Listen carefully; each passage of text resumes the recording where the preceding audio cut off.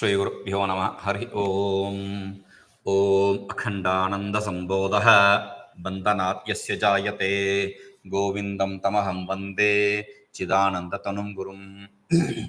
So yesterday we saw the visheshana, the adjective we use is for differentiating the self from the others, because there is nothing other than self. But then is there something other than self?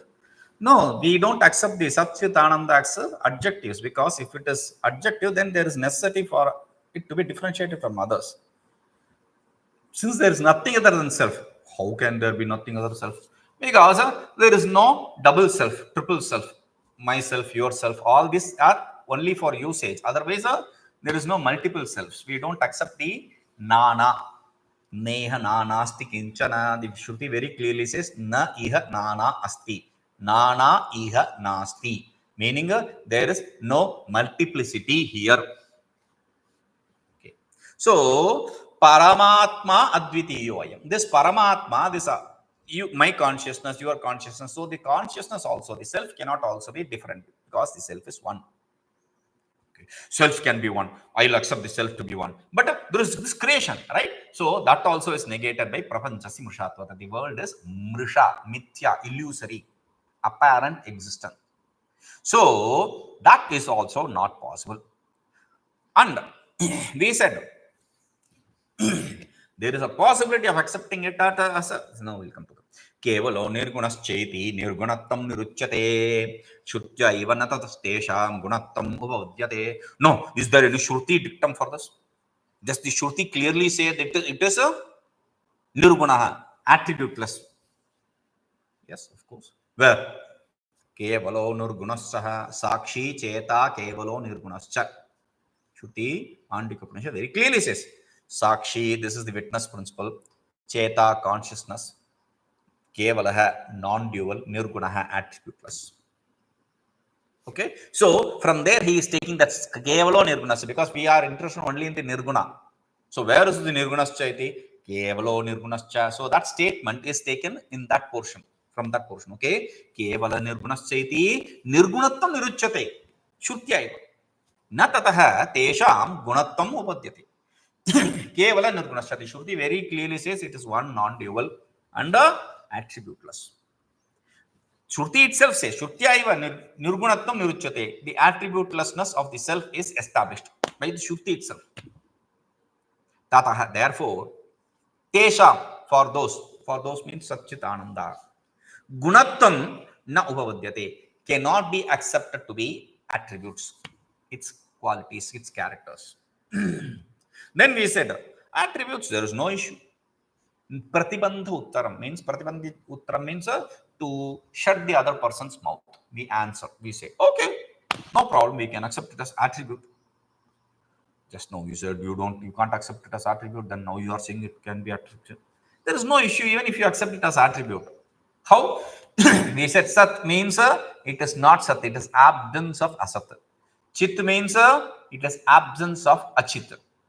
Ananda means absence of anananda. The contrary is negated here. So absence of something means it's of the nature of substratum. For that reason, even if it is accepted as a attribute also, we don't care. Even if you accept it as an adjective, we don't care. Because the absence is what is referred to here as the existence, but not the absence of contrary is what is accepted as existence, and not existence itself is said here. Okay. Why you are so particular about that? So I say, what does Satchitananda mean? Satchitananda is the svarūpa, inherent nature. What does inherent nature mean? We said we will establish this later. Now he is giving you an example. uṣṇatvaṃ prakāśaśca yathā vahnestathātmanaḥ sattvacittvānandatādi svarūpamiti niścitam. uṣṇatvaṃ prakāśaśca yathā vahnestathātmanaḥ तथा आत्मनः सत्व चित्व आनंदतादि स्वरूपमिति निश्चितम्. वह्नेः for the fire, उष्णत्वं च प्रकाशश्च यथा, like यथा वह्नेः, like for the fire, उष्णत्वं च प्रकाशश्च. Fire has two characteristics. inherent nature. One is the heat, uṣṇatvaṃ. The other is prakāśaśca, light. Heat and light. You cannot separate whatever is the inherent nature from the original. You cannot separate the heat from the fire or the light from the fire. Wait. You are talking contradictorily always. What did I say contradictorily? You said earlier the fire with reference to the fire aloe vera. Aloe vera. Yeah, I remember that. I don't remember the money name. What is that money? Chandrakanta money. Moonstone. Mantra, stambhana mantra. It's called a stambhana mantra. Shutting up mantra. Okay. So, zapping mantra, or you can call it. So, you said moonstone, zap mantra, and aloe vera. Mani mantra aushadhi. You can use this to. I never said you can split the inherent nature from the fire, but I said you can control the fire. The inherent nature can be controlled, but not separated from the original, from the whatever substratum it is. Meaning from the fire, you cannot separate the heat or light, but you can control the heat or light. You throw in a moonstone, then the heat is completely subdued. You will only have the light. When you cover it with something, you can feel the heat, but there will be no light. Like if there is a now I don't need a kitchen up there. The heat from the sun comes down so hot, right? So if you are in a covered room, if you have a kitchen upstairs, that heat will seep in. So he says like that. You can control the inherent nature, remember, but not separate the inherent nature from the substratum, whatever the substratum be. From the fire, you cannot separate the heat or light, but you can subdue the heat or light, control the heat or light using different means. Like in a gas stove, you use the regulator to control it. You can control it. There is no problem about it. But you cannot remove it completely. So, similarly, sattvacittvānandatādi svarūpamiti niścitam atmana svarūpamiti nityam. Similarly, the sattva, chitta, ananda, etc. are also the inherent nature of the self. That is how you have. The inherent nature of the self cannot be separated. The sattva, chitta, and ananda cannot be separated and seen individually, but it can be subdued. Can be controlled, of course. You are doing it already. You don't know that you are of the nature of existence. You don't know you are of the nature of consciousness. You don't know you are of the nature of bliss. That is because of ignorance. Your ignorance overpowers it. That is possible. Overpowering, subduing the substratum is always possible using another thing, like ignorance here and like a moonstone, etc. there. Okay. That is why what we have to understand is aherguṇavivartasya sajātīyavijātīyādilakṣaṇaḥ bhedo na vidyate vastunyadvitīye parātmani aherguṇavivartasya sajātīyavijātīyādilakṣaṇaḥ bhedah na vidyate vastunyadvitīye parātmani.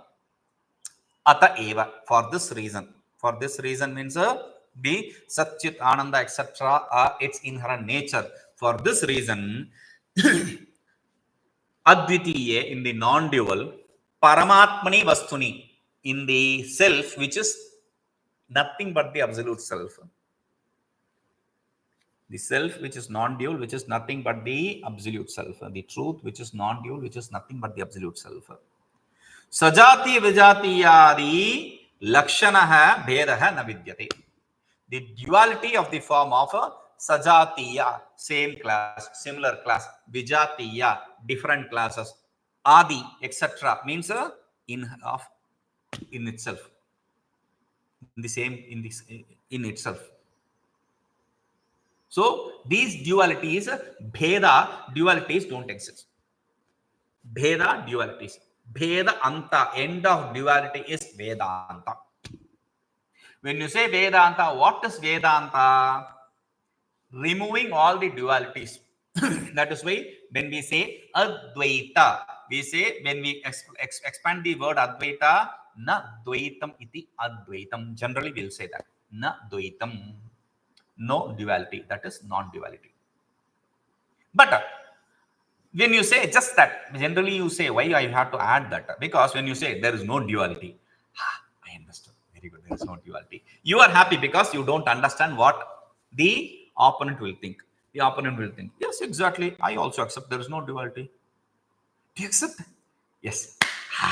We always feel if someone is talking something closer to us, or when we see someone close, having some close relationship, whatever we believe in, then we immediately accept that. That is not right.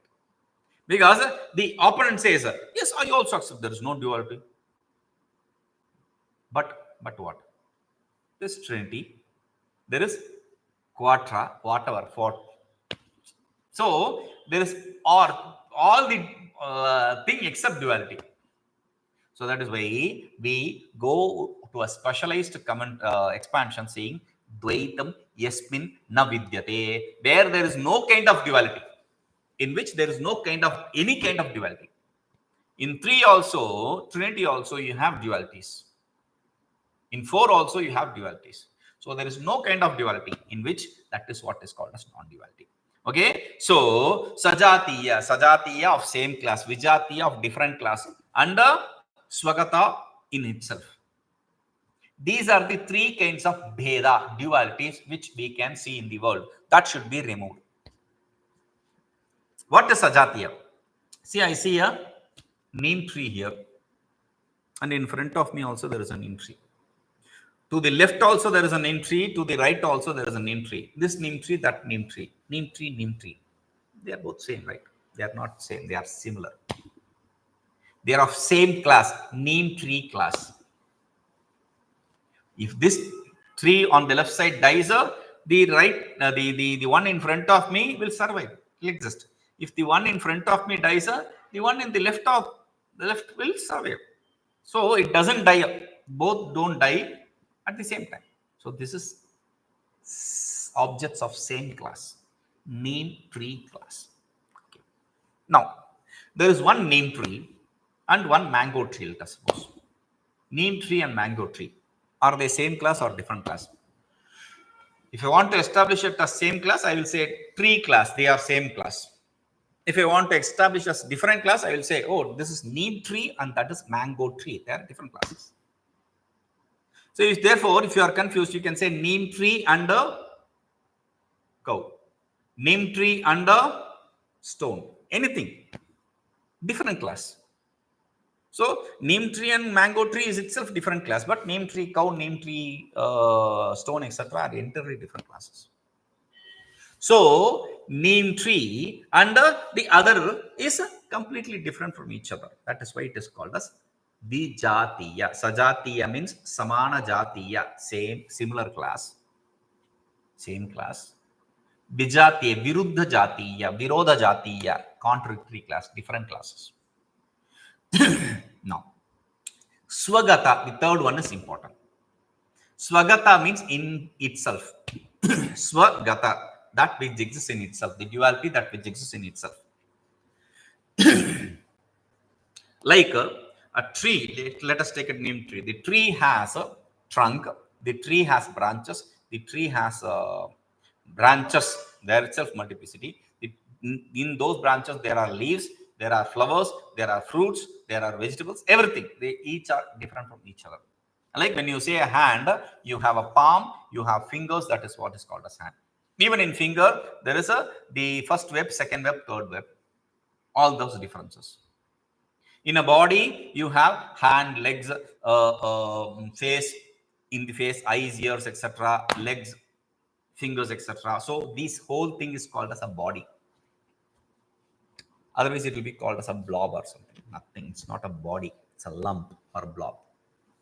So we say this with multiple attributes in itself. It's called as swagata jatiya. In self, there is no possibility of a samana jatiya because advitiye parātmani. The self is one non-dual. We saw that in the beginning. The self cannot have different class because the only thing other than the self different from the self is world, and world is a mriṣātvatāh, is illusory. That is also not possible. So there can be possibility of the self to be different in itself. That is also negated by saying nirguṇa, niravayava, nirguṇa, attributeless, character, limbless, partless. So that is also removed. So the self does not have any of these three. Okay, how do you understand this? We have to remove the dualities. So how to remove the dualities? So the removing of duality is called as, now we took a topic of nirguṇatva, vichara. Now we are entering into the topic of apavāda vichara. In the beginning we said adhyaropapavādābhyam nishprapañcam prapañcate. Through the adhyaropa, superimposition, and apavāda, desuperimposition, we will establish the illusoriness or non-existence of the creation. That is the declaration we did. Now, that is the intention declaration. We declared this is what we are going to prove. We established the superimposition from the atma, akasha sambhuta, akashad vayu, vayu, agni, agnirapa, prithvi. That is the superimposition. From the self came the ignorance. Through the ignorance came the space, ether. Then from it came the air. Then from it fire, then water, and then earth. This is the order. Panchikata, Panchamahabhuta, we saw. The non-processed 5 elements from which the processed 5 elements came, etc. Now, the reverse process, reverse engineering. These are all new words for these people. We have been doing it for quite some time. Reverse engineering, that is what is that. Reverse engineering, the bottom-top approach, all these are all been there, done that for us. See this. prapañcasyāpavādena vijātīyakṛtā bhidā neṣyate tatprakāraṃ te vakṣyāmi sādaram. These are all new words which these people use. We have been doing it for a long time. When you say gravity, oh, Newton. We have been knowing about gravity for quite some time. Guṇatvamupapadyate. We have been talking about, not experiencing. We have been talking about the cause for that. Okay, and this reverse engineering, we've been doing that. This is by Acharya. If you take Acharya to be 5th CE, then still no issues. We've been doing for at least 15 centuries. So, prapañcasyāpavādena vijātīyakṛtā bhidā neṣyate tatprakāraṃ te vakṣyāmi sādaram. prapañcasyāpavādena vijātīyakṛtā bhidā neṣyate tatprakāraṃ te vakṣyāmi sādaram. Prapañcasya, the creation, apavādena, by negating, by superimposing, vijātīyakṛtā bhidā neṣyate. The vidyate bhidā, the duality of the form of a contradictory class. That is not accepted. Niściate, not accepted, not seen. Tatprakāraṃ, that logic, that methodology, prakāraṃ here is methodology, that methodology, te vakṣyāmi, I will tell it to you, to you. So what should you do? Sādaram, listen to me carefully. I am going to explain the process, prakāraṃ, the process of not accepting the duality of different class through apavāda. I am going to teach you what apavāda is. Listen carefully. What this superimposition is. Listen carefully. aherguṇavivartasya guṇamātratvavat sataḥ vivartasyāsya jagataḥ sanmātratvena darshanam apavāda iti prahu advaita brahmadarshinaḥ. ahehe guṇavivartasya guṇamātratvavat sataḥ vivartasyāsya jagataḥ sanmātratvena darshanam apavāda iti prahu advaita brahmadarshinaḥ. guṇavivartasya ahehe guṇamātratvavat. guṇavivartasya, that which has changed its attribute seemingly. Vivarta means a seeming transformation. Vivarta means seeming transformation. So apparent transformation or seeming transformation. So seeming transformation. So there are two possibilities. One is real transformation, the other is seeming transformation. The clay transforming into pot is real in the world. Okay, but the rope transforming into snake is not real. That is apparent, seeming. So that seeming transformation is what is called as vivarta. Okay, so guṇavivartasya, the rope which has seemingly transformed into ahehe, into snake. That guṇamātratvavat should be seen as a rope itself. See, when we see the rope, okay, before you saw the rope, what was the original? Substratum. What is the substratum? The rope. Okay. After you remove the superimposition of snake, what is the substratum? It is rope. You see only the rope. What is the substratum during the time when you superimpose the rope? Snake. Rope. You are seeing the snake, that is a different issue. But before, after, during, there is only rope. Snake is seen, that's a different issue, but that is only rope. That is similarly, the duality, the prapañca, jagat, nasit, nasti, na bhavishyati. It didn't exist in the past, it doesn't exist in the present, it will not exist in the future. नासीत न आसीत न अस्ति न भविष्यति न आसीत न अस्ति न भविष्यति नासीत नास्ति न भविष्यति. In all the three periods of time, there is no creation. sataḥ vivartasya. See, the rope never transformed itself into snake. The seeming transformation, when you understand that the rope always existed as rope. So similarly, sataḥ vivartasya, from the sat, from the existence, that which is the seeming transformation, the world, asya jagataḥ, this world, sanmātratvena darshanam, seeing it as existence, seeing the snake as a rope, seeing the creation as existence, that is what is called as a apavāda. Apavāda means seeing the creation as existence. Understand this clearly. Not different from existence, as the absolute self. This world is absolute self. Oh, I can enjoy. No, that is not what is said here. Creation is not existent. That is the idea. It is illusory. That is the idea. Seeing only the substratum of existence is what is said here. In drishya viveka, we say the world is drishya and the eyes are the drik. And from the mind aspect, the mind is the drik and the eyes are the drishya, the seen. The mind is the seer. The mind, sometimes good, sometimes bad. So therefore, I understand that. Therefore, the mind is seen and the intellect is the seer, drik.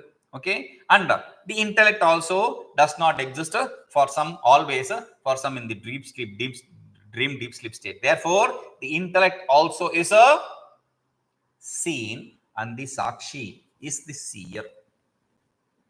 So in this way, you remove the seen and stay put with the seer. In the same way, you remove the superimposition and stay put with the existence, this stratum. That is what is called as apavāda.